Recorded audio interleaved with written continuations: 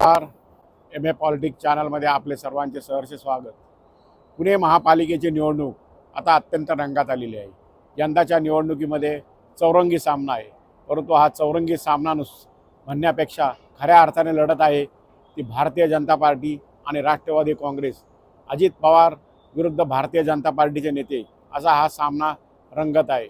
महापालिकेची निवडणूक जाहीर झाली त्यावेळेला असे वाटत होते की भाजप एकतर्फी ही निवडणूक जिंकेल, परंतु त्यानंतर अजितदादा पवार यांनी ज्या काही राजकीय खेळ्या केल्या त्या खेळ्यांमुळे आज राष्ट्रवादी काँग्रेस ही अगदी भाजपच्या समोर उभी ठाकलेली आहे. भारतीय जनता पार्टीला राष्ट्रवादी काँग्रेसने अत्यंत कडवे असे आव्हान दिलेले आहे. अनेक प्रभागांमध्ये राष्ट्रवादी काँग्रेस बाजी मारेल अशा प्रकारची चिन्हे आहेत. मागील निवडणुकीत भारतीय जनता पार्टीने 97 जागा जिंकल्या होत्या, परंतु त्या निवडणुकीमध्ये भारतीय जनता पार्टीसोबत शिवसेना देखील होती, परंतु यावेळेला दोन्ही शिवसेना या भारतीय जनता पार्टीच्या विरोधात निवडणूक लढवत आहे. त्यामुळे साहजिकच शिवसेनेची मिळणारी मते ही भाजपला मिळणार नाहीत. त्याचबरोबर राष्ट्रवादी काँग्रेसने अनेक तगडे उमेदवार यावेळेला महापालिकेसाठी दिलेले आहेत. भारतीय जनता पार्टीने ज्या उमेदवारांना तिकीट दिलं नाही अशाही उमेदवारांना राष्ट्रवादी काँग्रेसने रिंगणात उतरवले आहे. त्यामुळे साहजिकच राष्ट्रवादी काँग्रेसचे पॅनल देखील अत्यंत मजबूत आणि ताकदवान असे झालेले आहे.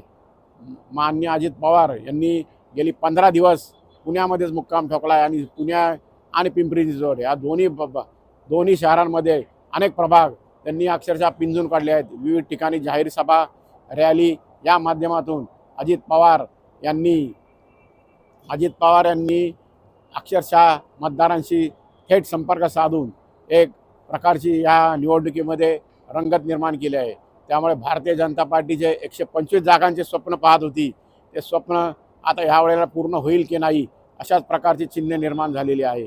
त्यामुळे अजितदादा भाजपचा वारू रोखणार का अशा प्रकारच्या चर्चा पुणे शहरात झडत आहेत. केवळ अजित पवारांचा राष्ट्रवादी काँग्रेस नव्हेच तर काही ठिकाणी शिंदे यांची शिवसेना देखील विविध प्रभागांमध्ये अत्यंत ताकदीने लढत आहे. विशेषतः दक्षिण पुणे असेल किंवा मध्य पुण्यातील काही भाग असतील, या भागांमध्ये शिंदे यांची शिवसेना ही जिंकण्याची चिन्हे आहेत. त्यामुळे साहजिकच भारतीय जनता पार्टीच्या जागा या कमी होणार आहे.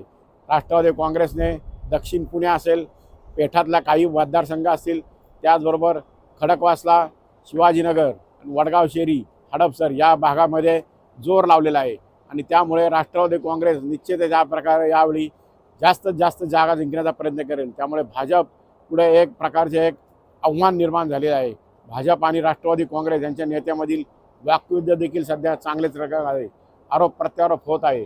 या पार्श्वभूमीवर पुणे महापालिकेची निवडणूक ही अत्यंत रंगतदार अवस्थेत पोहोचली आहे. 2 दिवसांनी प्रत्यक्षात मतदान होणार आणि 16 तारखेला निवडणुकीचा निकाल लागणार आहे. या निकालामध्ये पुण्याचा कारभार नक्की कोण हे ठरणार आहे. परंतु एकंदरीतच राष्ट्रवादी काँग्रेसने पुणे शहराचा कारभारी बदला अशी हाक देऊन भाजप पुढे एक आव्हान उभे केले आहे. भाजप हे आव्हान कसे पेलते हे अर्थात 16 तारखेलाच समजणार आहे.